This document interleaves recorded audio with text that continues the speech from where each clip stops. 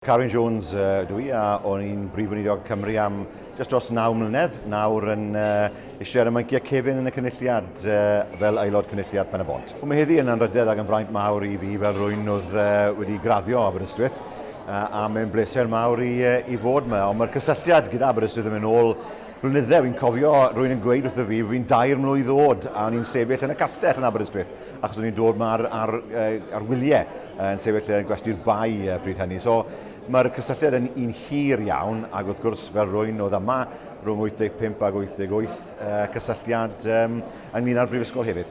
Beth wedi ffindo yw, oedd criw o ffrindiau dy fi fan hyn, a maen nhw dal i fod yn ffrindiau. A thro'n fwyio ni fyw wrth gyffiniau Caerdydd a lan i nawr. Ni gyd yn gweld yn gilydd, siarad gyda'n gilydd, a oedd y ffrindiau dy fi fan hyn yn 80au, maen nhw'n dal i fod yn ffrindiau nawr. A na beth sy'n wahanol am Aberystwyth, y ffaith bod chi'n gallu cadw ffrindiau am siwr gymaint o amser.